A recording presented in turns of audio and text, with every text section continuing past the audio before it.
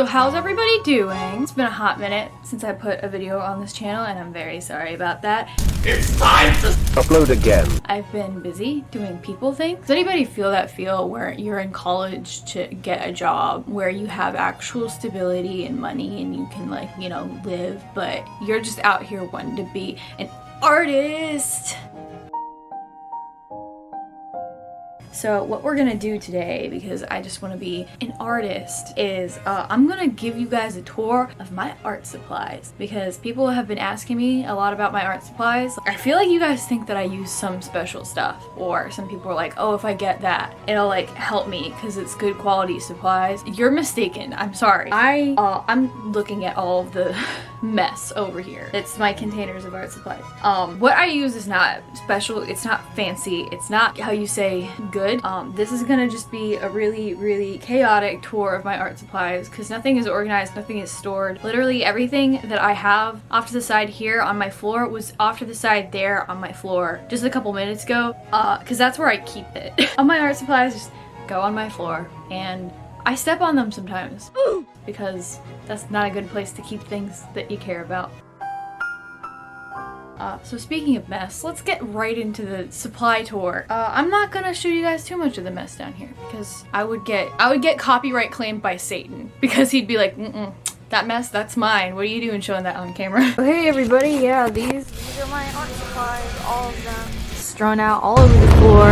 Wait a second, that's a mess. This is messy. Oh, I can't stand this. I got an email. Not again. So the first things for me that are an absolute must, and I think are kind of important for most people, things to draw with. The first thing that I use whenever I draw, I use this. This is an ink side clicks. Ooh, let me do the thing. Very sophisticated. It's refillable. It's got a little bit of dirt on it because I keep it right next to my putty eraser. It's super great. I think I got this at a Dollar General. There's that. I also sometimes use, like, I got these from Blick whenever they sent me some stuff. I don't know where the other ones are. They're in this basket next to my foot somewhere. I don't use those as much because anything that has heavy graphite in it tends to bleed onto pages. I just stick to mechanical pencils because the graphite kind of just goes into the page when you make a mark, and I don't do a bunch of sketches that are just pencil anyway, mostly like for that reason. So let's get on to erasers. My favorite eraser right now is this one. It's broken. I think I've had it since like the 3rd grade, but it still serves me well. That was kind of cool. The other eraser that I swear by, and I feel like not everybody knows about this, but they're super handy. Everyone should have a putty eraser, or it's also called a kneaded eraser. You can see mine right now. It's like very messy because I've had this particular one for 4 years probably, but they just absorb whatever dirt and lead you have on your page. So they get pretty disgusting. They kind of smell like vacuum cleaners after a while. They're like $1, so if you need to replace yours, please do. The other thing I found that I never use, but I think is kind of cool, is this. When the eraser hits. Sorry, I've been watching too much J&J recently. So that's my erasers. I don't know what this video is. The other thing that I like, these pencil bags, they have pineapples on them. My boyfriend got them for me for Christmas like a couple of years ago, and they've served me wonderfully. Got them from like Amazon. I don't know, maybe, where did you get them? You're probably gonna watch this. Where did you get these? He probably doesn't remember where he got them actually. There's 3 of them.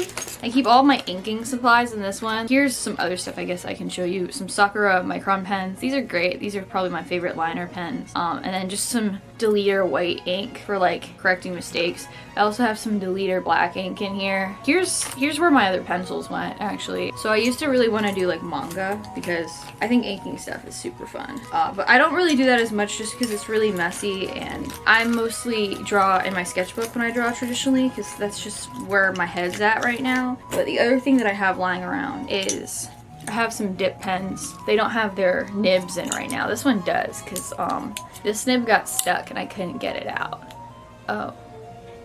Okay, never mind. They're hard to use. I don't know. I never really got the hang of it. Here's my nibs. For some reason, whenever I was in high school, instead of using the Sakura micron pens, most of the time I would use the Prismacolor version, which are... So here's a couple of the Prismacolor ones. I got these Prismacolor ones. And then I buy these thick Faber-Castell Pitt artist pens to fill things in. These don't really tend to bleed through pages. Most recently, whenever I was really into like inking things traditionally, I actually would use these like Copic multi-liners. I really like these just because they come in like a really fine tip.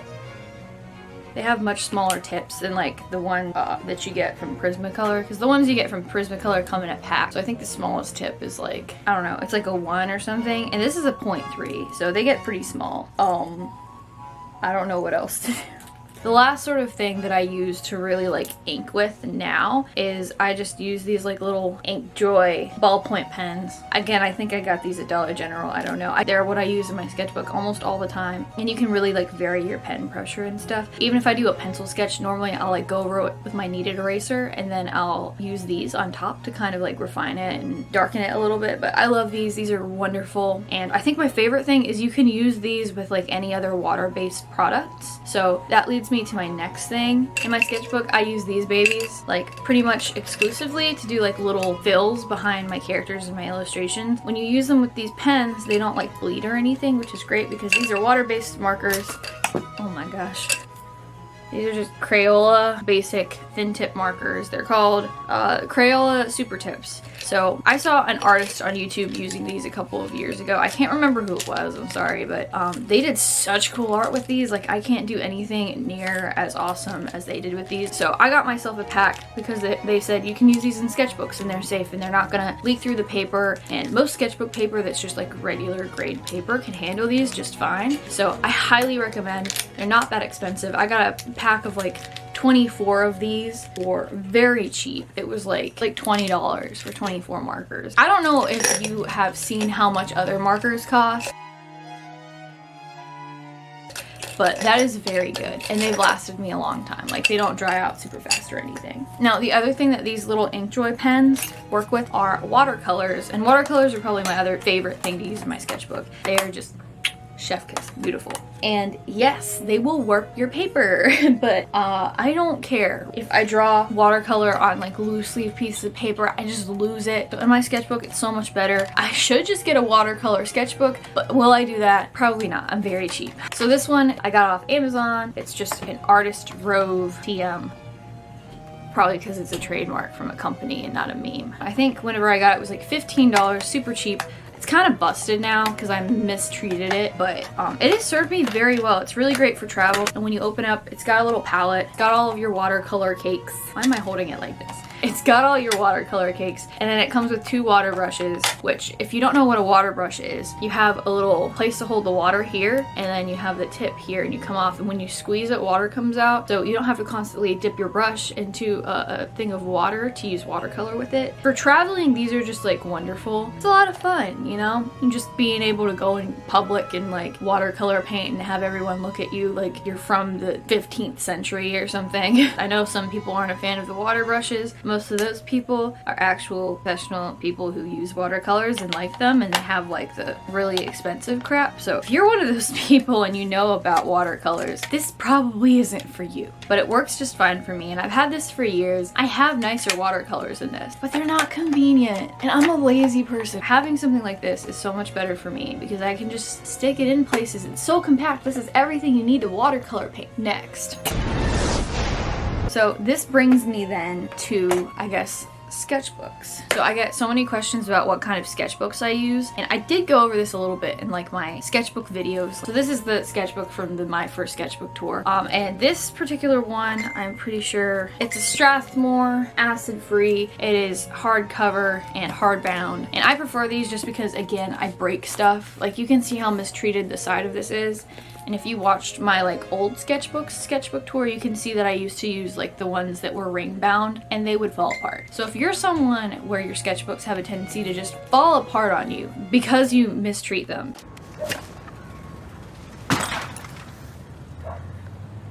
and I really recommend these hardbound ones. They still fall apart, but not quite as much as the like ring bound ones, and everything where the paper can just fall out. So this is my current sketchbook that I'm about to finish. So this one is, I believe, like I really don't know what kind of sketchbook this is. So this one is just completely unbranded. It's basically the same exact kind of sketchbook as that Strathmore. It's hardcover, it's hardbound. The side of it fell off, but that's okay. It's still holding up. And it's got the strap on the side, which I like. And I didn't even notice this, but it's got a little pencil holder. So highly recommend these. And this is my newest sketchbook that I've already began drawing in, even though I haven't quite finished the other one. But this is a Blick Studio. It's a hardcover, hardbound, very good quality. This one feels solid. I feel like this one is actually going to hold up to me destroying things. I feel like you have to baby-proof every single thing I put my hands on. Like, it's ridiculous. As you can see, whenever you do watercolor in it, it does warp the pages a little bit. Like, that's a little bit much. That's not the greatest thing in the world. So if you are planning on doing watercolor, maybe get a different one from like the Blick or certain one of these. Get a better paperweight in there. Or just buy an actual watercolor sketchbook. That's probably the thing that you should do.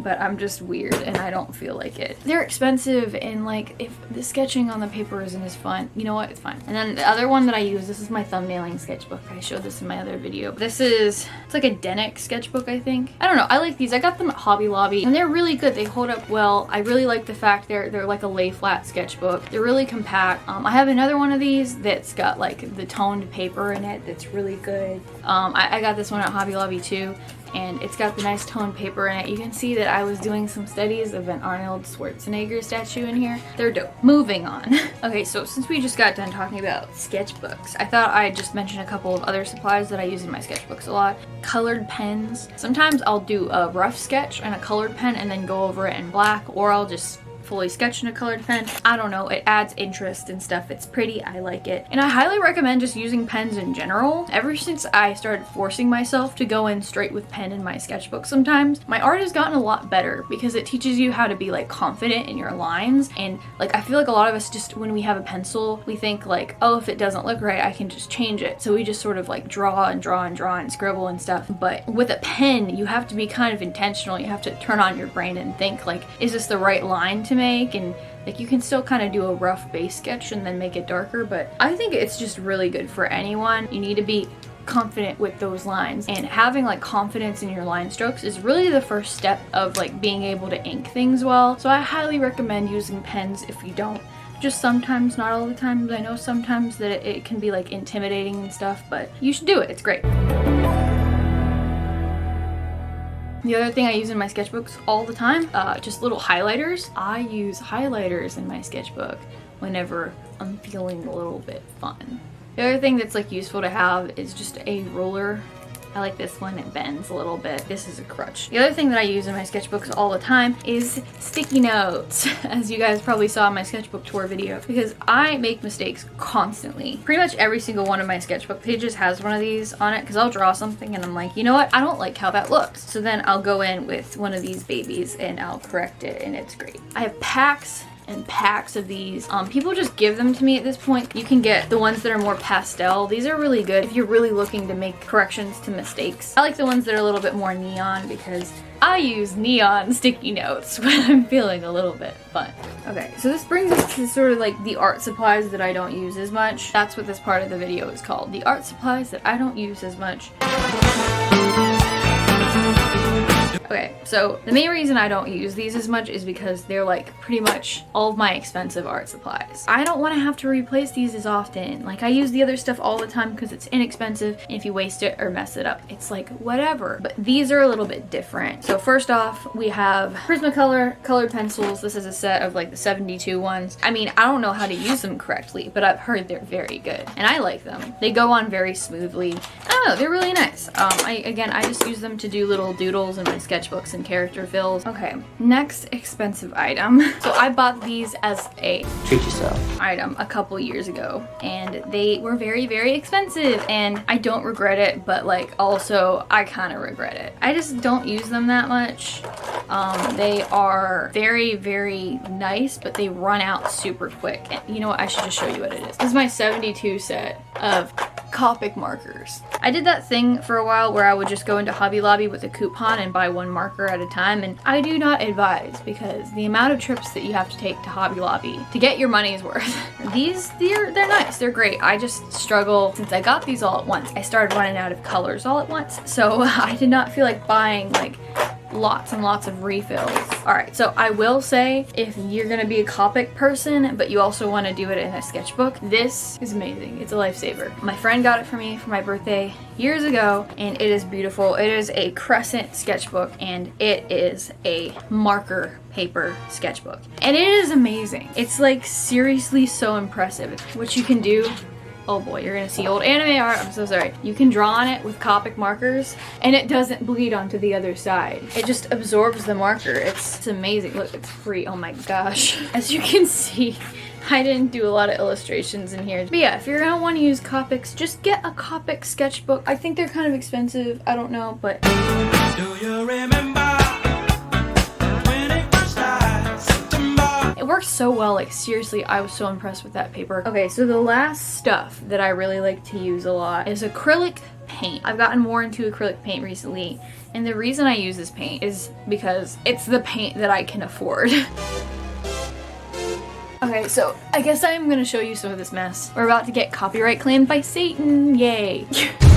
This is one of two of my buckets. It's not a bucket, it's a basket of acrylic supplies. Oh, I'm so sorry, Satan. I use only the highest quality acrylic paint that you can find at Walmart, which is, I use Apple Barrel sometimes. This is my large thing of white. I just got this because I ran completely out of white paint. The ones that I really like to use a lot are these little Apple Barrel tiny surface ones. These are, guys, 50 cents at my Walmart. 50 cents. Like, I can get with that. Whenever I need a color that I don't feel like mixing, I just go and grab some of these little 50-cent ones, and it's chef kiss. You can see how much I like mistreat my art products because all of them are like a million years old and a lot of them are missing their cap.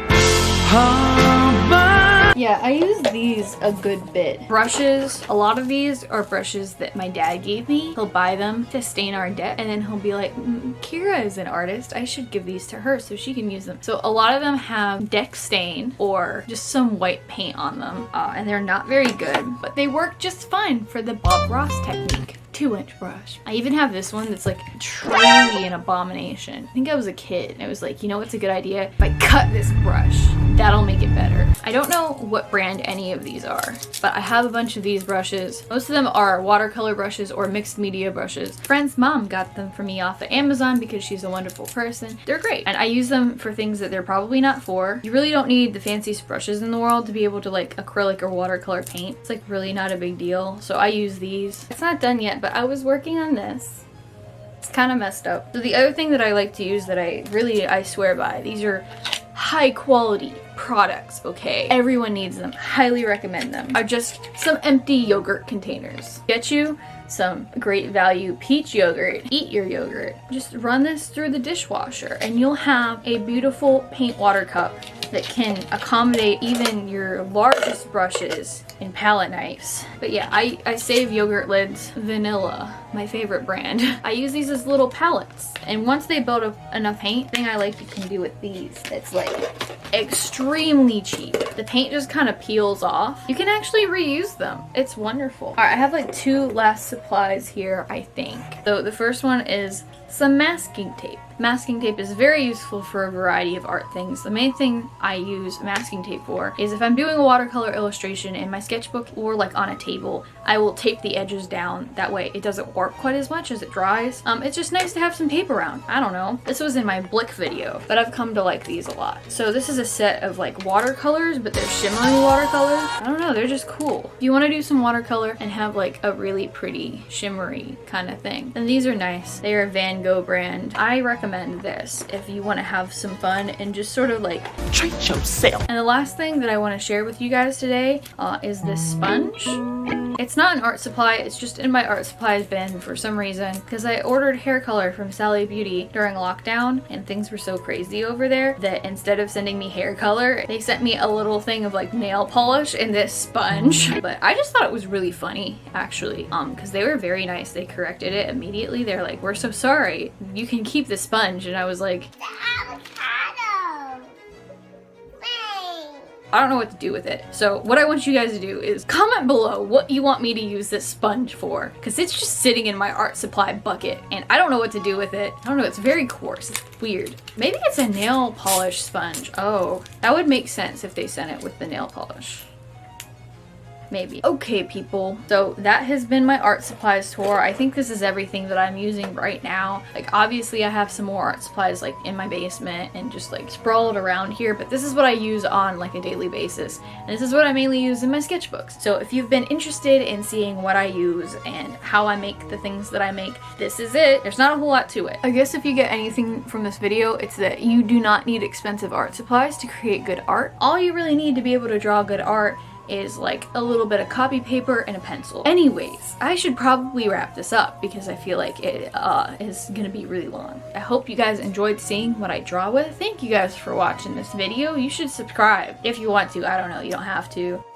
And you should comment down below and tell me what I should do with that sponge. And you should like the video if you like it. I hopefully will have a big video out pretty soon. I hope you enjoyed this. I hope you got something out of it. And I will see you guys whenever. I don't know. Okay, bye.